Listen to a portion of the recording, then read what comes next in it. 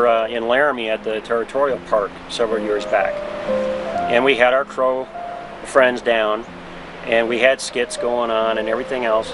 And I had a lady come right up in my face and start yelling and cursing and swearing, saying, how could I honor and glorify such a barbaric time when we enslaved the Native Americans and all this and that and the other thing.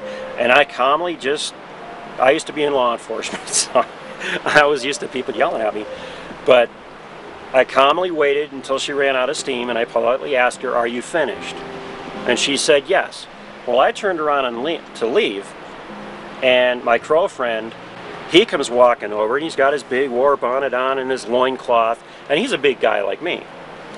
And he went over there and he just started ripping into her, saying that it wasn't the enslavement, it was a war.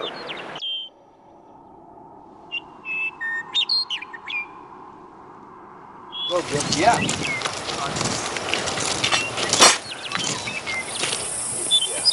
Have you washed your hands? Twice Put your arms today. down, it stinks. I went to Civilization. I went to Walmart. They got a great bathroom.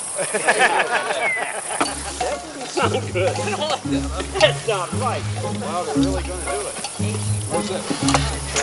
Man, is this line ever ending? Just don't let me in too quick. I've been waiting for a long time to get up here.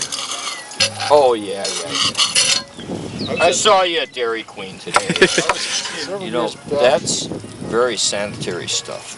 That's the flavor. Because it was very hot at one Several time. years ago. They didn't understand personal hygiene back then like we do now. Some people actually thought that taking a bath would allow germs into the body. All right, so some took a bath once a year. Now, that would mean a full bath. They would still do like a sponge bath, but they still stank. You had to air out your uniform outside your tent every night, and you had to deal with bugs, ticks, fleas from the animals, the horses and the mules, lice. There was sexually transmitted diseases back then, so it wasn't like it was today. Come here. No. You'll get scurvy. We're sleeping under arms at that end of the camp. I'm gonna be sleeping on top of my ammunition though, unless if I take off my belt. Even though the upcoming battle is fake, everyone seems kind of keyed up. There have been rumors of an Indian night raid. Perhaps it's part of the drama inherent to this activity, but one can't help but wonder at times if the participants are really kind of scared. Modern technology. Keep going. Oh, that's okay. Keep going. Alright. So how does this guard duty work? Does someone assign you to do it? Yeah. And then how long do you have to guard for? Until someone comes to relieve your post. Okay. Yeah, they have bows with little rubber balls on the end. Did they hurt when they hit you? They have lances they throw at you. These two Indians crept up because they had the little bows. They can't shoot very far, so they crept up pretty close, and they laid it on the ground and they pulled it back as far as they could, and they launched a couple of these arrows with the balls on them, And they went way up, and it came down and it hit this guy square in the groin. And he went like, oh! And he fell over. Look at this. A loaf of bread was a nickel. A pound of hamburger was 12 cents. You could buy a gallon of gasoline for 11 cents. You could buy a brand new 1940 Chevy for $750 off the showroom. And these kids... Did you guys know the McDonald's emblem guy is a clown? Yeah. Yeah, I never knew he was a clown. You're real quick. Despite the humor and the occasional text, people seem nervous about the strange sounds coming from outside of the firelight.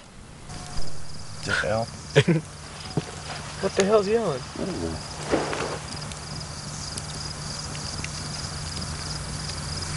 Not familiar with whatever the hell that was.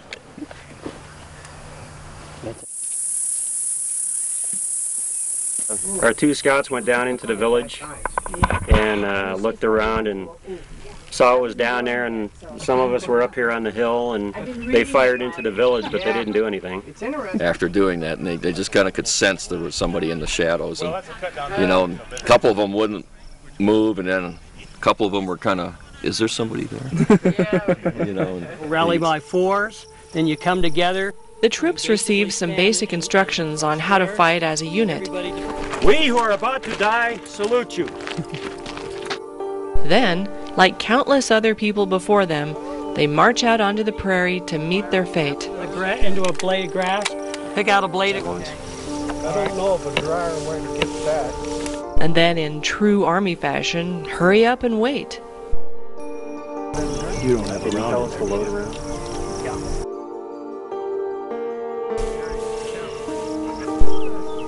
Finally, we get word from headquarters.